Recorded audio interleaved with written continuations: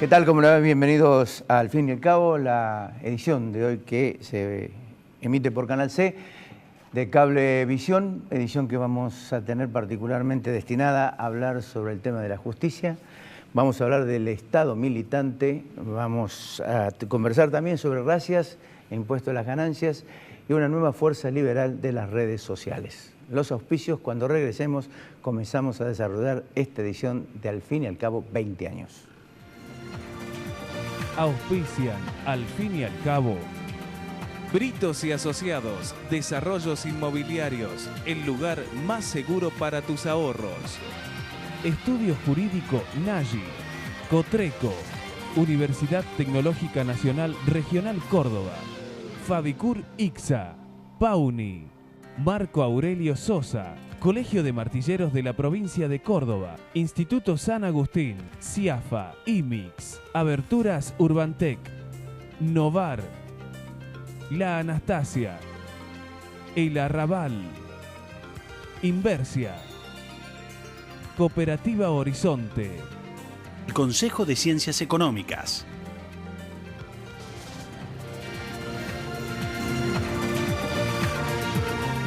La justicia está en la picota, es decir, la ha puesto el gobierno kirchnerista en la picota a raíz de alguna manera, el encono que ha adquirido el gobierno nacional con el vocal de la Corte Suprema de Justicia, Carlos Fait. En esto hay que ser absolutamente claro, no es una cuestión de progre o no progre, no es una cuestión de antikirchnerista, gorila o antipatria. Estamos hablando de la división de poderes, de la justicia, de los hombres, y fundamentalmente de un hecho primordial, el respeto a la dignidad y no a la humillación. El gobierno kirchnerista ha atacado a Carlos Fait, la Corte Suprema de Justicia tiene causas muy importantes con respecto al gobierno nacional que lo vinculan directamente a hechos o presuntos hechos de corrupción. Ha decidido a través de sus personeros, Aníbal Fernández, que manifiesta una gran contradicción e incoherencia, cuando hace pocas horas nada más manifestaba que Marcelo Tinelli no podía estar en la AFA.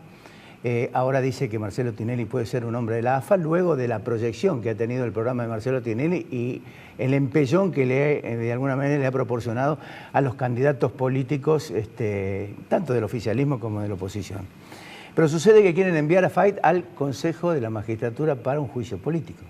Y el hecho de enviar a Fait al Consejo de la Magistratura, el juicio político, se contrapone con la solución de Daniel Rafecas y de Norberto Yarvide. Si Yarvide puede ser juez, ¿por qué no puede ser vocal de la Corte Suprema?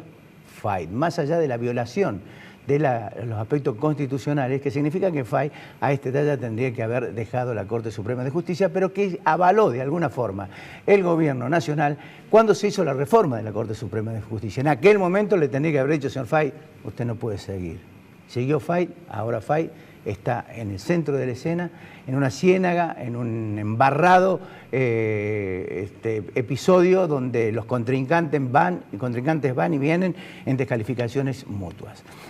Vamos a hablar de esto con el doctor Víctor Vélez y también con aspectos vinculados a la justicia. Doctor Vélez, ¿cómo le va? Hola, ¿cómo está? Es presidente de la Asociación de Magistrados Nacionales, además de ser juez del fuero local, de la Cámara Séptima del Crimen. ¿Cómo ve esto? Y yo veo que a veces hay proyectos hegemónicos de poder y cuando los proyectos son hegemónicos, digamos, el poder es expansivo y hay muchas actitudes que tienen por objeto avanzar sobre el Poder Judicial para obtener en algunos casos decisiones u ocupar posiciones que se consideran ventajosas, lo cual obviamente sale de lo que es cualquier espíritu republicano. La Constitución que ha sido establecida por el Poder Constituyente, que es nada más y nada menos que el pueblo o los representantes elegidos por el pueblo, ha determinado que en Argentina hay una república, que hay poderes que son independientes, lo cual no quiere decir que no se puedan establecer y que no se deban establecer políticas de Estado, porque la independencia no significa aislamiento, sino autonomía en el momento de la decisión. Y se van produciendo hechos sobre los que obviamente me parece que hay que tomar o ir tomando algunas definiciones. A mí me parece que a lo que hay que apuntar es al fortalecimiento de las instituciones, y las instituciones no se fortalecen dentro de un ámbito donde se constituyen dos sectores antagónicos que tienen o asumen posiciones extremistas, uno demonizando, otro beatificando, y mientras tanto los intereses que priman son intereses personales o sectoriales y no los de la ciudadanía. Yo bueno, no tengo... Bueno, eso de los sectores sectoriales antes que de la ciudadanía, porque es evidente que aquí hay intereses sectoriales, hay un sector político que decididamente embarcado en tratar de desalojar de la Corte Suprema FAI cuando ellos tenían la posibilidad de hacerlo, reitero, como hice en la introducción, cuando hizo la reforma de la Corte Suprema de Justicia, y con posterioridad a, digamos, todos estos vaivenes que han surgido a raíz de... Podrían haberlo hecho mucho tiempo antes, no ahora. No, y hay otro sector que está tratando de evitar que eso ocurra, y lo que queda en el medio, lo que queda sin resolver o lo que pasa por ahí inadvertido, es que hay que hacer lo que la ley dice que se tiene que hacer. Todos los magistrados tenemos la posibilidad de ser sometidos a juicio político cuando son magistrados superiores, o digamos al jury de enjuiciamiento cuando somos magistrados comunes, y cualquier ciudadano tiene derecho a hacer una denuncia, y las instituciones tendrán que funcionar, y si el Consejo de la Magistratura dice que sí, tendrá que hacerse; si el Consejo de la Magistratura dice que no, tendrá que respetarse esa decisión. Lo malo, me parece, y que creo que es una demostración de que no hay madurez democrática todavía, no se asume el hecho de que vivimos en una república, es estos procesos que tienen por objeto la degradación de la persona, o estos procedimientos que tienen por objeto la degradación de la persona. Es como si en un juicio común a mí se me ocurriera, porque una persona está acusada de homicidio, humillarla públicamente por ese hecho. Yo lo que tengo que hacer es el proceso, y tengo que ser imparcial, y tengo que mirar la prueba. Entonces, este tipo de cosas, yo no sé qué pensarán los demás, esto es lo que pienso yo. Creo que hay que enfocar esto, que me parece que falta cultura, que la democracia es muy joven todavía en nuestra república, que falta cultura republicana, que todo se discute a veces mediáticamente con propósitos o con objetivos muy particulares que no son los derechos de los ciudadanos. Los ciudadanos tienen derecho a que los jueces que decidan sus asuntos o sus conflictos sean jueces elegidos como tienen que ser, sean jueces que tienen que permanecer en el cargo porque no tienen ninguna causa para que sean removidos, tienen que ser jueces hábiles, idóneos, no tienen que tener malos comportamientos, tienen que ser honestos. Al Consejo de la Magistratura se lo quiere llevar a FAI por el estado de salud mental que tiene y por la edad, no por si es o no compatible su inteligencia y su capacidad ahora para juzgar hechos que tengan al gobierno vinculados. Digo, yo quisiera saber cuántos de los que acusan a FAI están en estado mental lo suficientemente óptimos como para poder no caer víctima de sus propias contradicciones, que son mucho más severas que a lo mejor la edad de FAI o la capacidad de FAI, que creo que todavía la debe tener, para ponerlo en manos del Consejo de la Magistratura, que es absolutamente oficialista, o sea, tiene la mayoría oficialista. Una herramienta de independencia es el Consejo de la Magistratura, porque tiene que ver con la designación de los jueces, y la designación de los jueces tiene que ser por idoneidad. Todo lo que pueda caber dentro de la idoneidad, la habilidad física, la habilidad psíquica, moral, capacidad, digamos, pero eso es lo que tiene que marcar la designación o la permanencia de un juez. Claro, es cierto, porque digamos, todo gobierno quiere dejar armado su justicia o la justicia a motu propio, es decir, para tratar en la medida posible de quedar protegidos hacia el futuro. Es lo que pretende el kirchnerismo. Me parece que hay mucha animadversión con respecto a la Corte Suprema por el rechazo de los conjueces, por el rechazo de los jueces sustitutos, que son evidentemente dos impulsos que el gobierno nacional tiene o trata de llevar adelante para ver si puede conformar la Corte con una mayoría propia. Lo cual es muy, digamos, no es conveniente, más allá de que exista en lugares del mundo, en otros lugares del mundo, no es conveniente. No deja de eso hacia afuera seriedad institucional para un país que pretende ser serio, o como la presidenta dice que pretende ser serio. Esta corte nace bien, es una de las pocas cortes en Argentina que nace bien. Totalmente de acuerdo. Porque si uno mira la historia en Latinoamérica o en Argentina, el mercado también influye. Pero, Víctor, en esta corte estaba FAI. Sí. Sí, bueno. Violando lo que decía usted con respecto al tema constitucional. Claro, lo que pasa es que se puede analizar la conducta de los jueces durante el tiempo. Lo que yo creo es que no hay que pasar por encima de las instituciones y que no es necesario humillar a nadie. Inclusive se puede a un proceso de desgaste. Perdón, inclusive hasta se puede hablar de una actitud corporativa de la Corte cuando a través de una acordada dice que FAI puede continuar. Esa acordada la constitucionalidad de esa acordada fue muy criticada, incluso fue criticada por juristas que no pertenecen al oficialismo y han escrito libros sobre ese tema y han señalado cuáles son los puntos en contra, ¿no? Cuáles son las violaciones que hubo a la Constitución. Bueno, pero se definió, se aceptó y ahora lo que tiene que hacerse es que funcionen correctamente las instituciones.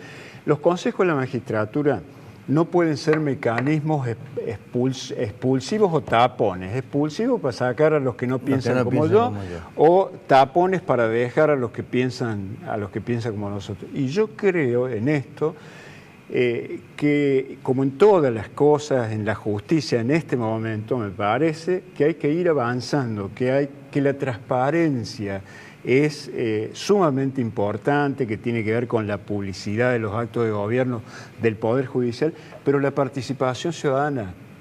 La participación ciudadana ha sido en Córdoba ejemplar. Los ciudadanos son capaces de ingresar y de tomar una decisión imparcial. Y si son capaces de eso, sí, es juicio por jurado. Pero además yo digo, ¿por qué no pueden integrar consejos de la magistratura? ¿Por qué los ciudadanos no? A mí me parece que no debieran venir dentro de las listas de los partidos políticos. Pero bueno, eso es una opinión. A ver, si los ciudadanos pueden elegir comisario. Bueno, ¿por qué no pueden elegir? En Chubut funciona y funciona bien. Sí, funciona bien. Yo he integrado el Consejo de la Magistratura de Chubut 3 o 4 veces y a mí la experiencia me ha parecido muy buena. Doctor, muchísimas gracias por venir. Bueno, cuando regresemos hablamos del estado de la militancia. ¿Cuánto nos cuesta a los cordobeses? Ya volvemos.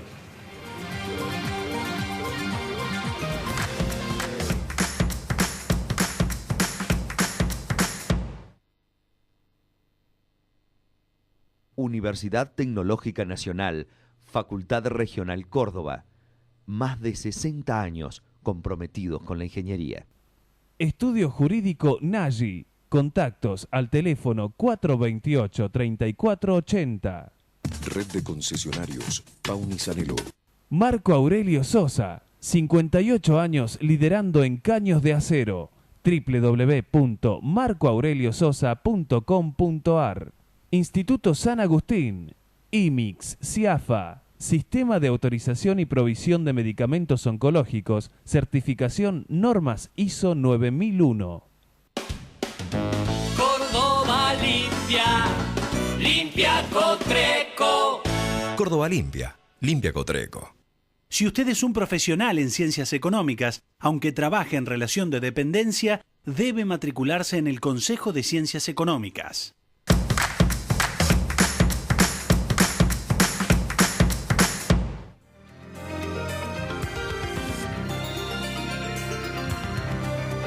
CIPES realizó un análisis profundo de la política de contratación del personal o de empleados públicos en la provincia de Córdoba desde 1987 hasta 2014.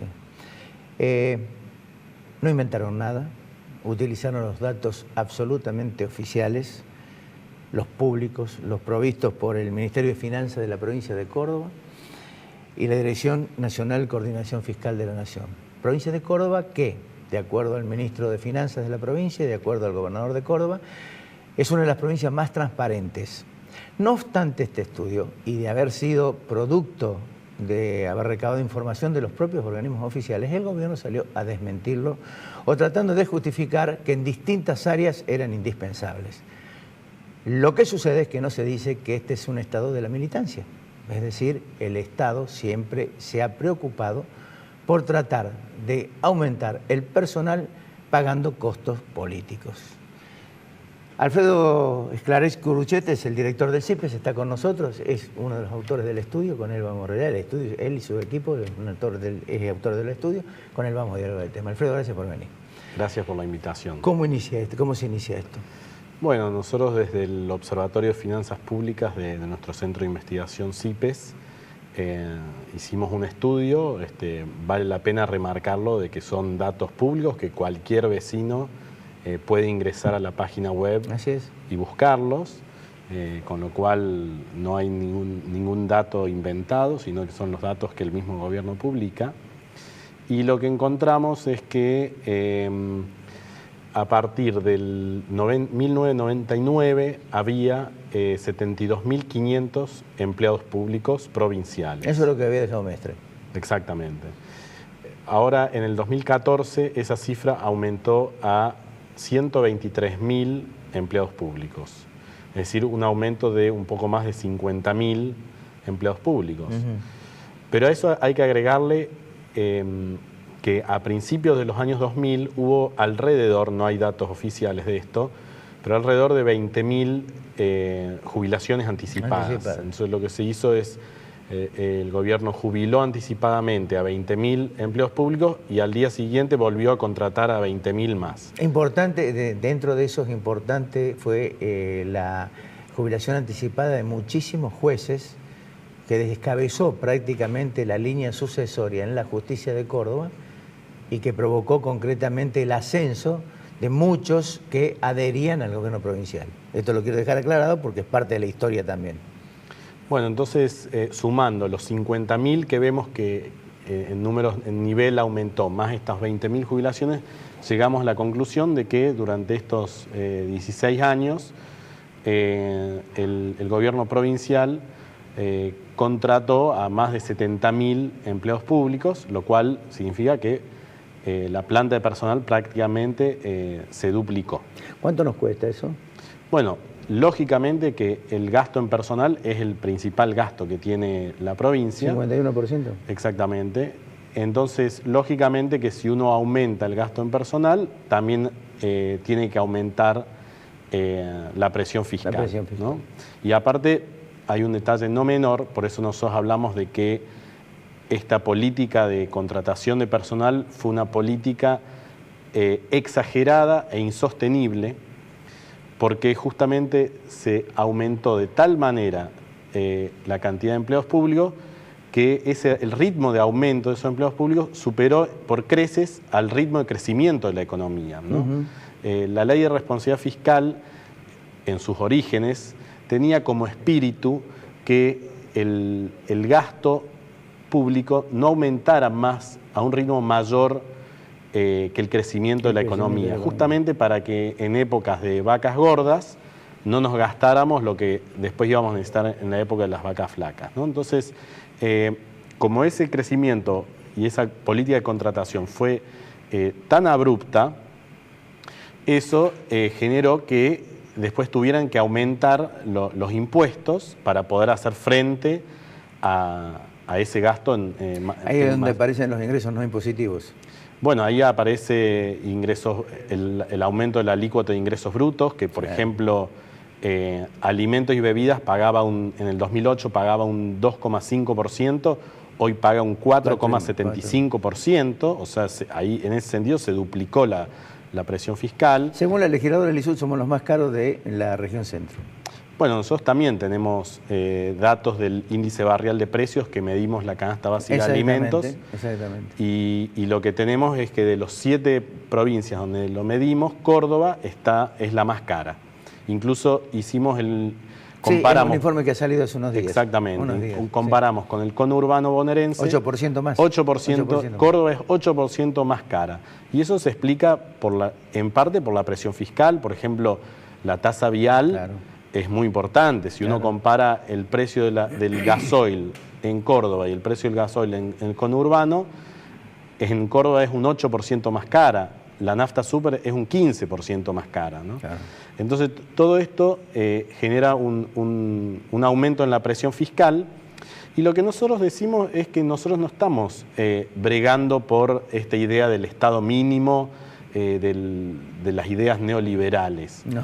Lo que nosotros estamos diciendo es que se gaste bien y correctamente. Exactamente. Con transparencia. Exactamente. Lo que nosotros se pueden pagar 1.100 millones de pesos de reactualización de precios en la obra pública en 3 años.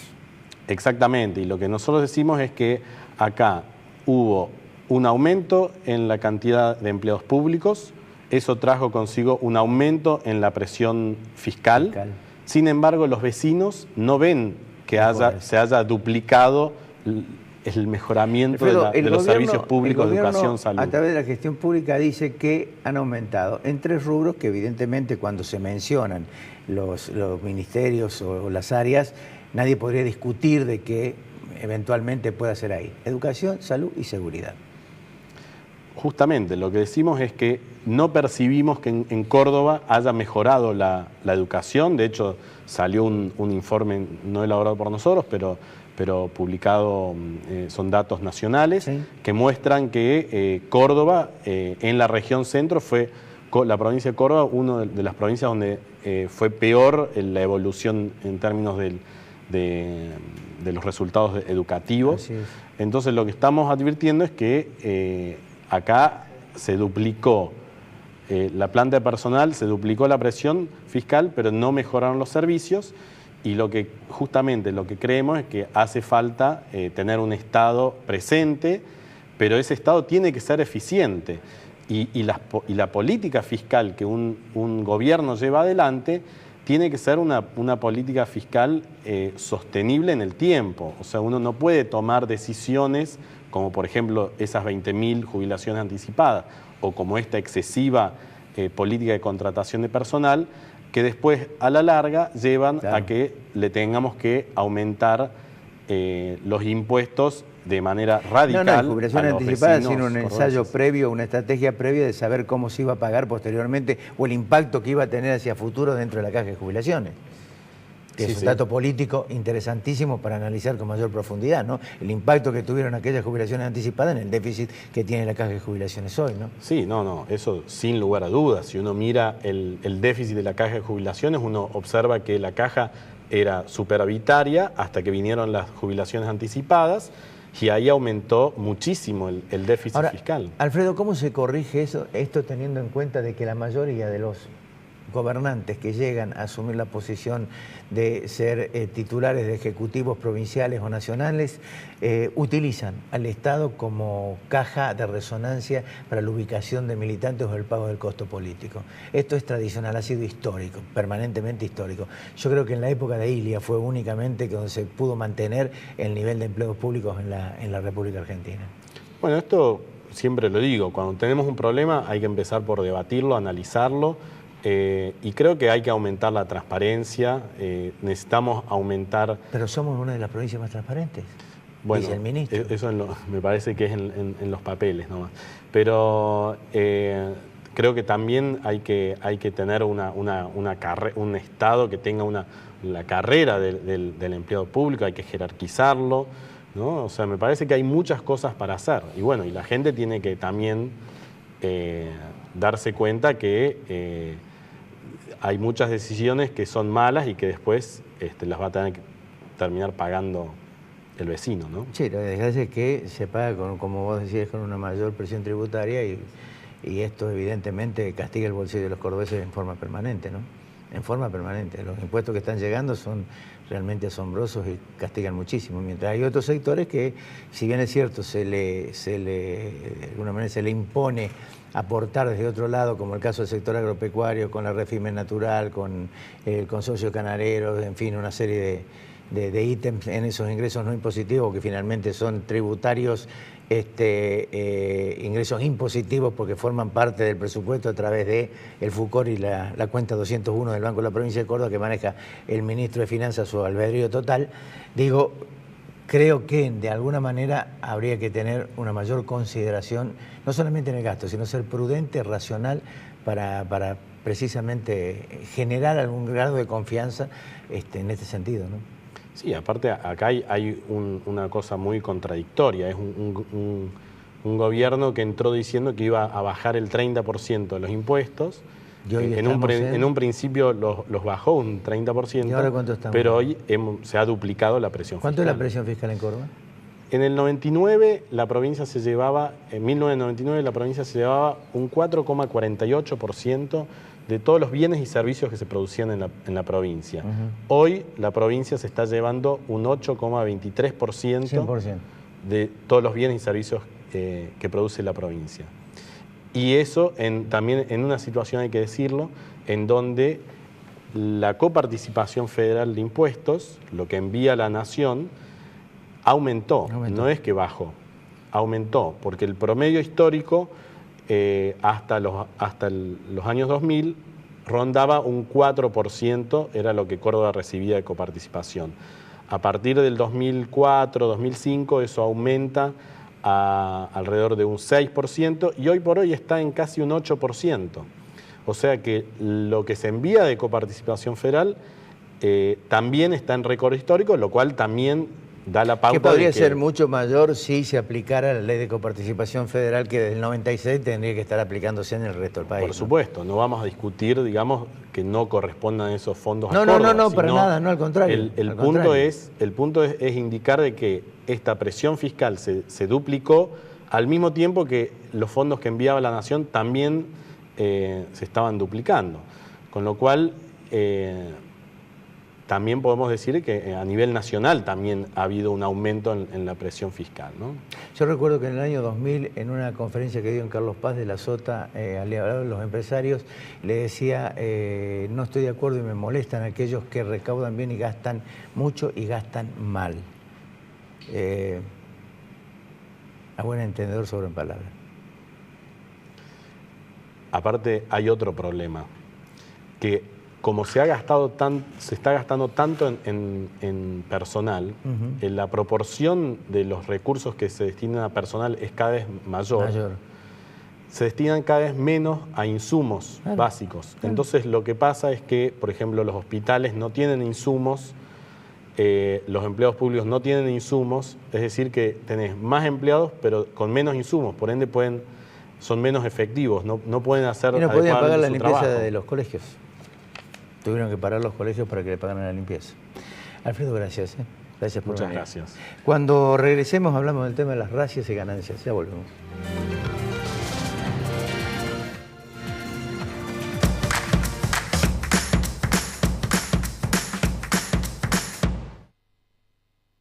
Inversia Mediterránea de Inversiones, SRL.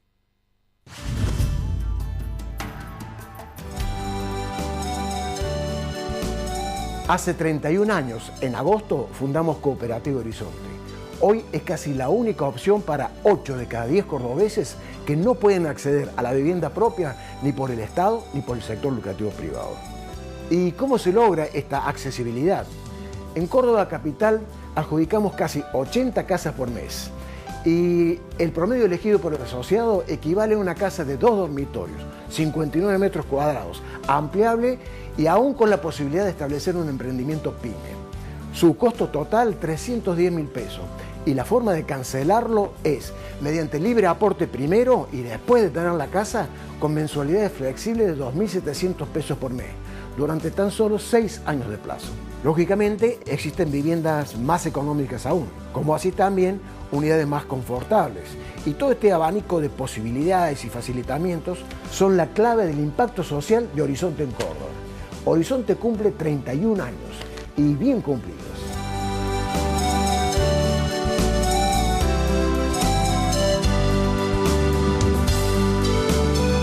La calidad, nuestra pasión. La satisfacción del cliente, nuestra obsesión. En Fabicur Ixa hacemos la vida más segura. www.fabicur.com.ar. Contrate con martilleros y corredores públicos matriculados. Caseros 850, teléfono 425-0638. Capacitate en Fuel y alcanzá el éxito profesional. Aberturas Urbantec, tecnología alemana, producción argentina. www.urbantec.com.ar.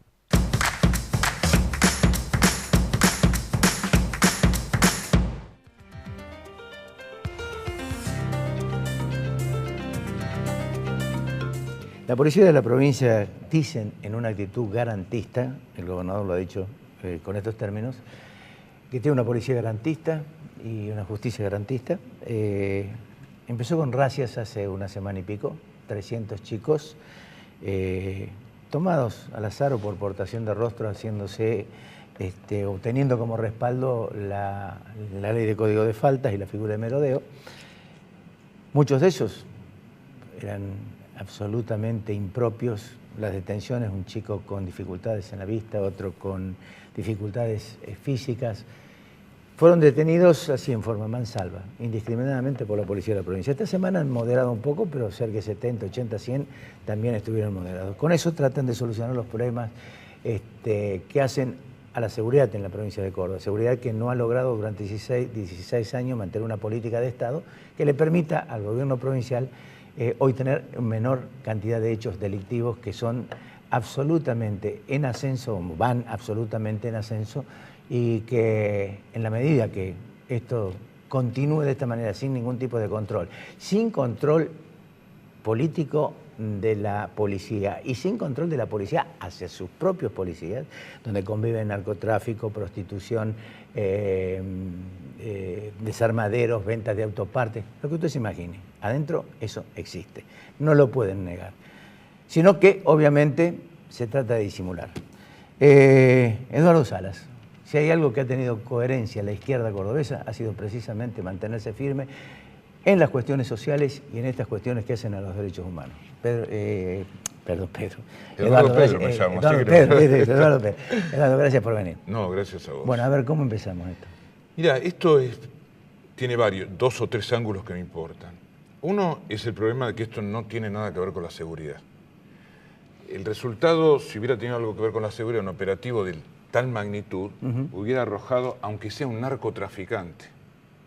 Buena interpretación. Otro, o un proxeneta. No, te van a decir que ahora está la policía antitaria. Bueno, pero semejante operativo te tendría que haber puesto a los que son responsables de los delitos que generan todos los otros delitos.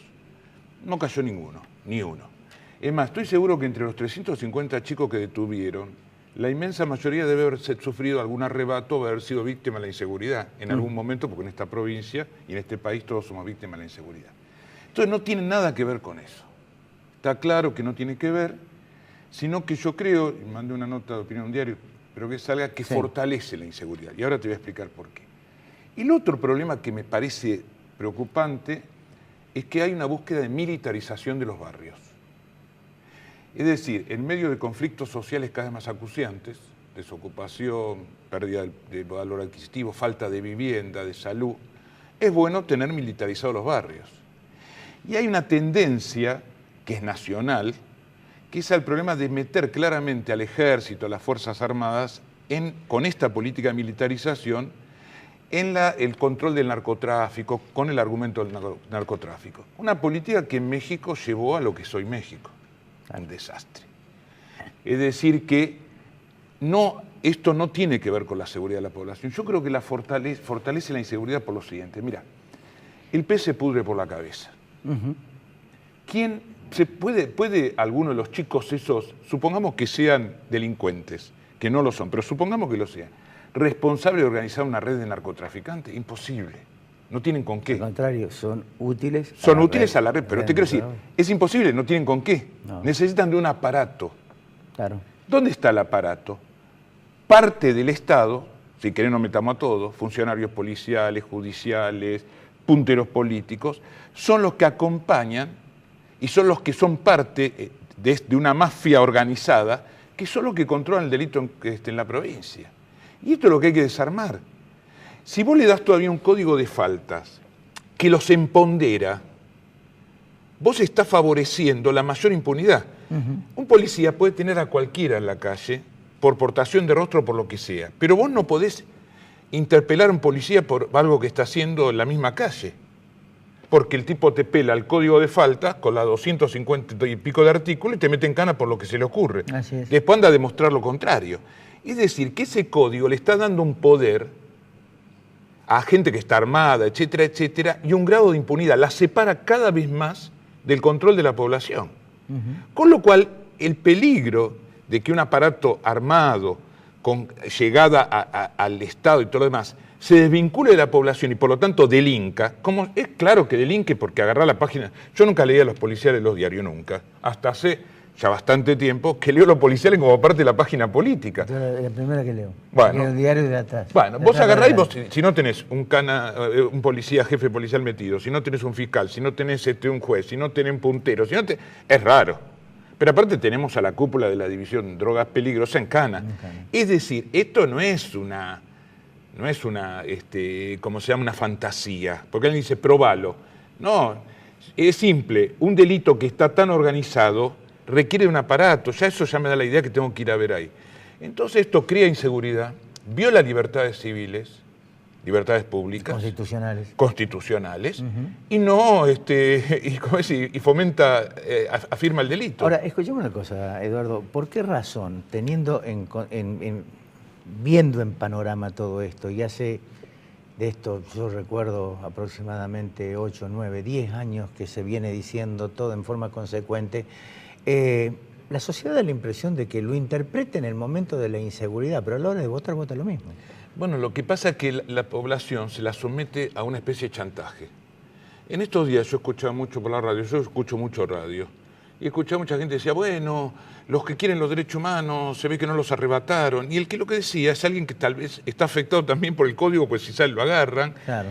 Entonces, es decir, resigno la libertad en función de la seguridad. Parece que no hubiera otra opción, o libertades públicas es decir, la libertad pública es inseguridad y resigna su propio derecho a transitar por la calle. El otro día un periodista me preguntaba, bueno, pero si hay alguien que viene, un chico que viene en actitud sospechosa, ¿qué tengo que hacer? Nada. ¿Qué tiene que hacer la policía? Nada, porque no está cometiendo ningún delito. ¿Qué es la actitud sospechosa? Es subjetivo. Claro. La policía puede detener a alguien en un momento que está cometiendo un delito, pero acá es al revés, se cambia la prueba. Vos tenés que demostrar que sos inocente, no que no tienen que demostrar que vos sos culpable. Y lo concreto es que los que meten en cana no son los que hacen el delito. Pero te la voy a hacer de otra manera, Ricardo. Vos que sos un estudioso del presupuesto. ¿No es en seguridad donde aumentó proporcionalmente más el gasto? Tenés la parafernalia que se te ocurra. ¿Tú qué te piden? Más cámara, más esto, más lo otro. Más autos que se rompen en los mes y medio. Bueno, más. Pregunto, si cada vez hay más plata gastada en seguridad, si cada vez hay más parafernalia, si cada vez hay más armas, cada vez más cámaras, cada vez más leyes, porque hay que acordarse que el gobierno de Kirchner y el gobierno de la Sota también metió las leyes de Bloomberg. Sí, las que pedían. Lo decía cada vez tenés más mano dura, cada vez tenés todo eso, cada vez hay más delitos. A ver, en ese momento de la Sota con esa ley se convertía en el Rudo Giuliani de Nueva York. Exactamente, la famosa Manhattan Institute y todo lo demás. Claro. Bueno, cada vez tenés más parafernalia y cada vez tenés más delito. Entonces yo veo cosas. El otro día lo escuché a Castelo, que dijo nosotros, seguridad no sé cuánto. Concreto, ¿dónde se educa la policía de Córdoba, los jefes policiales de Córdoba? ¿Dónde se instruyen? En la Universidad Nacional de Villa María. Hay un acuerdo entre la provincia y la Universidad de Villa María Nacional para instruir en seguridad a nuestros jefes policiales. Entonces acá, todos, de alguna manera, colaboran a este estado de situación que la población paga con inseguridad, con pérdida de las libertades civiles, porque la policía debiera tener, la policía o la seguridad debiera basarse ¿en qué? En cuidar la vida y los bienes de la población. Acá vos haces una manifestación, cualquiera hace una manifestación por un motivo y tenés policías abajo de la baldosa. Encima te filman. Y encima te filman, encima te espían, encima se te infiltran, encima te inventan cosas, encima todo eso. Vos tenés un aparato destinado a controlar a la población en sus manifestaciones frente a los problemas que vive, salud, educación, todo, incluso seguridad. Y luego tenés un aparato policial que y un aparato del Estado que al estar tan desprendido de la población, queda al margen. Otra cuestión, vos haces una denuncia por robo. Entonces, vos a la policía, ¿qué pasa con mi denuncia? No pidas 2 veces, a la tercera te sacan el código no sé cuánto y te metieron en cana. Claro. Ni siquiera puede ir el vecino a decir, la policía tendría que ser controlada. Por eso la gente muchas denuncias no las hace. Entonces vos agarrás que la policía tendría que estar controlada por los vecinos. Te voy a contar una experiencia. Mira, en San Marcos Sierra hubo muchos problemas con la seguridad. Sí. Y como se los tienen tildados de drogadictos y todo lo demás, hay muchos problemas con el narcotráfico que se los vinieron a meter y todo eso. Entonces en un momento pedían más policía. Un día en una asamblea trajeron con el jefe de policía y dijeron, mire, no queremos más policía. Con lo que tenemos nos sobra. Lo único que queremos saber es que ustedes nos digan qué están haciendo. Claro. Que cuando vamos a hacer una denuncia, vengan y nos den cuenta a nosotros de lo que hacen. Ustedes nos tienen que dar cuenta a nosotros de lo que ustedes están haciendo. Y ahora se presenta una lista que plantea este planteo. Que la policía responda al control de las asambleas vecinales, que vaya a la asamblea vecinal y le diga, mostrame los libros, a ver qué hiciste. Con todo derecho, porque si vos elegís ahora el comisario, tenés la posibilidad de elegir al comisario. Bueno, en eso la elección... Está bien. A ver quién se anima a poner... Está bien. Tendría que ser por el voto popular y tendría que ser revocable. Totalmente de acuerdo. Eso es otra historia. Totalmente de acuerdo, pero si tiene derecho también a pedir los libros. Exactamente. Eduardo, gracias. No, gracias por venir. Cuando regresemos vamos a hablar de una fuerza liberal de redes sociales. ¿Estará bien dicho así? Ya lo vemos.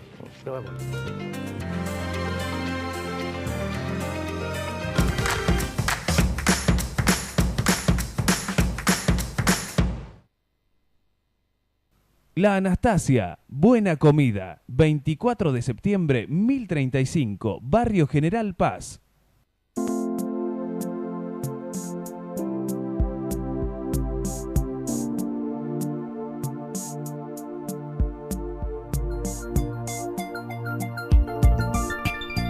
Hay un antes y un después en tu manera de ver las cosas. Descubrí tu mirada en High Definition. Novar. Ver mejor es posible. Restaurant Concert El Arrabal, Belgrano 899. Arte, calidez, sabor y tango.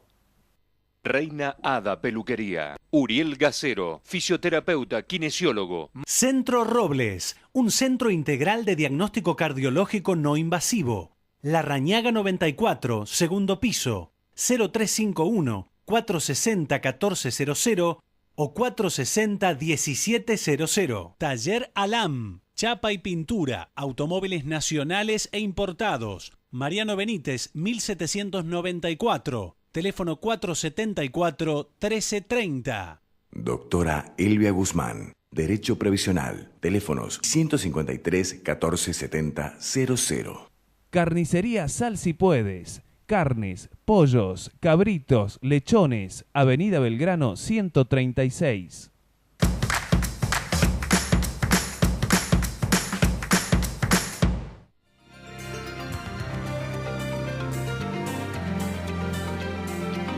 Bien, ¿son útiles las redes sociales inclusive para generar un candidato político?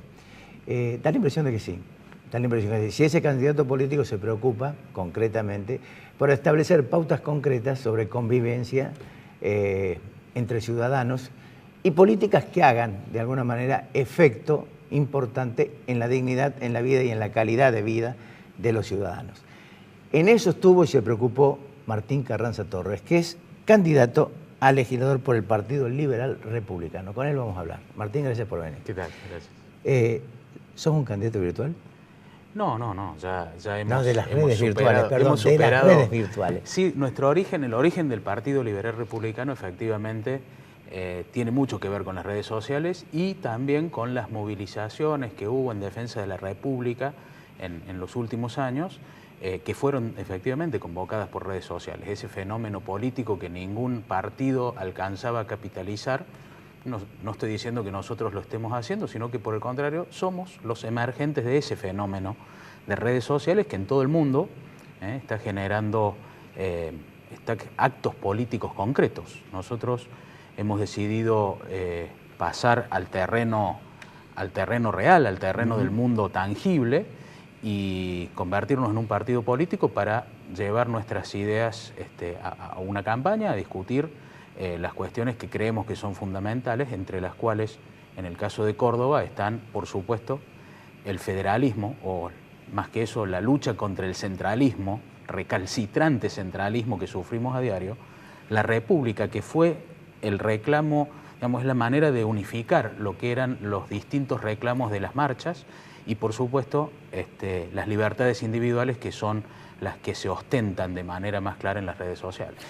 Cuando hablas de reafirmar el federalismo en la provincia, ¿te referís el federalismo también hacia el interior por parte del organismo central? ¿Te animarías a decir voy a cambiar la Constitución y voy a volver a la bicameralidad?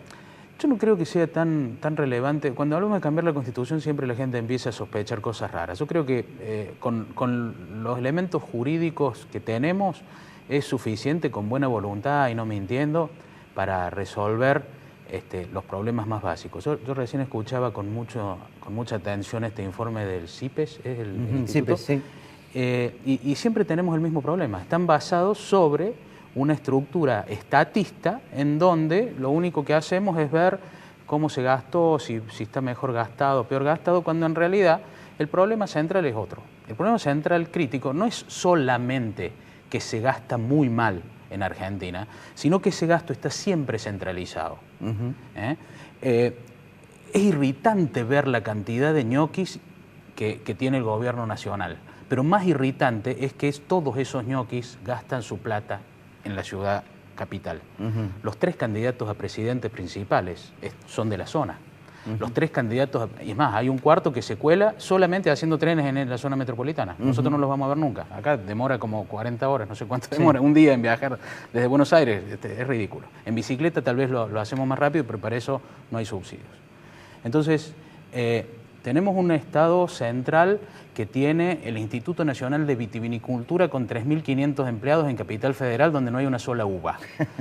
YPF tiene un edificio ciclópeo en Capital Federal, a donde quieren ir todos, y tampoco hay petróleo en Capital Federal. Nosotros producimos soja, hay industria, hay un montón de cosas en Córdoba, y el 70% de nuestra producción se va en... Cada vez que una persona va a cargar nafta, con la plata que gana trabajando en Córdoba, el 70% de eso se va a Buenos Aires.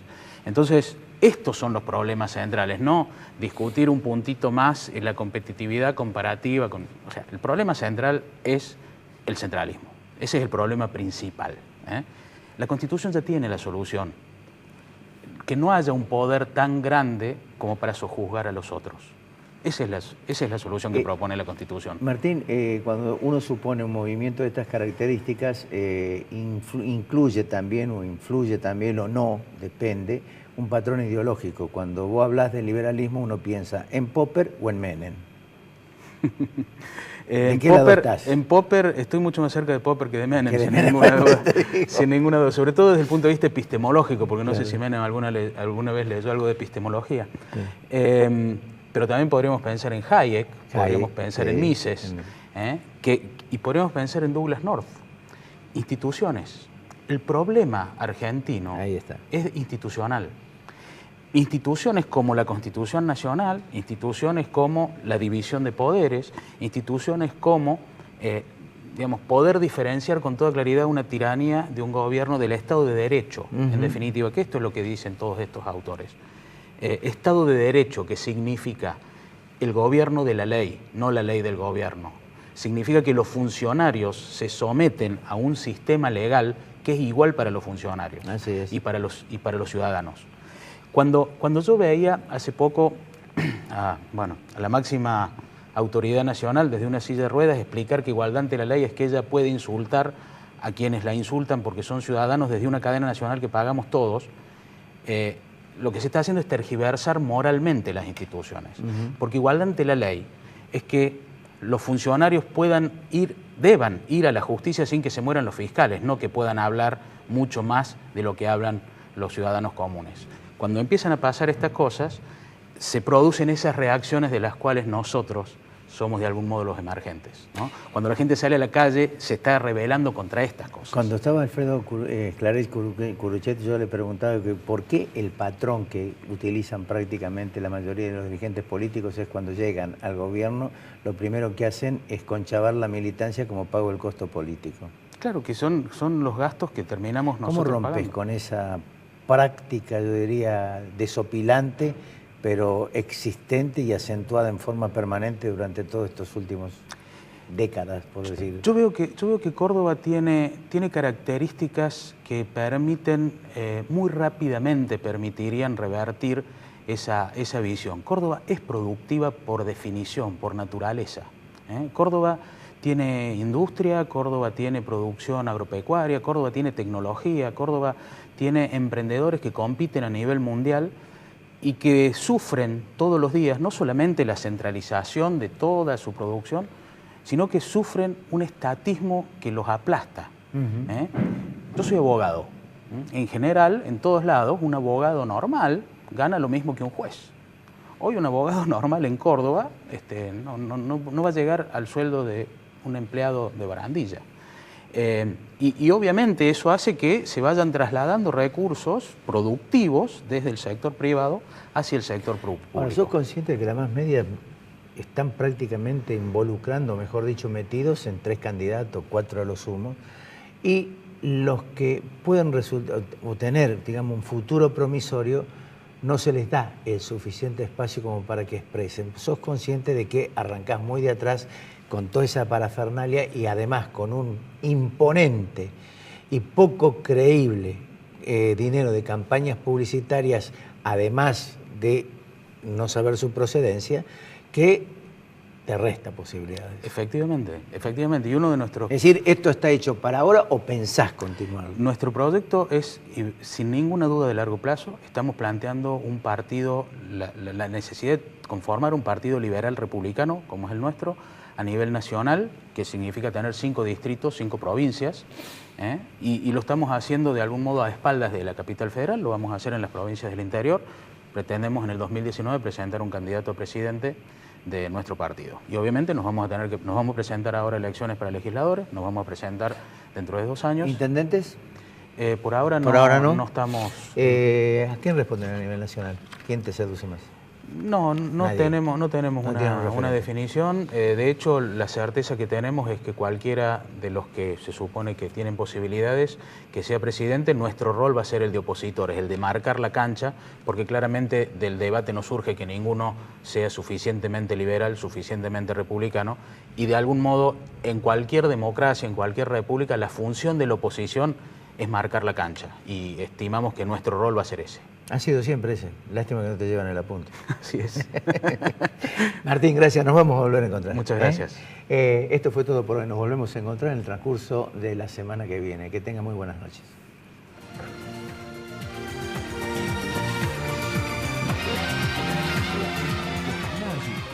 Cotreco, Universidad Tecnológica Nacional Regional Córdoba, Fabicur ICSA, Pauni, Marco Aurelio Sosa, Colegio de Martilleros de la Provincia de Córdoba, Instituto San Agustín, CIAFA, IMIX, Aberturas Urbantec, Novar, La Anastasia, El Arrabal, Inversia, Cooperativa Horizonte, el Consejo de Ciencias Económicas.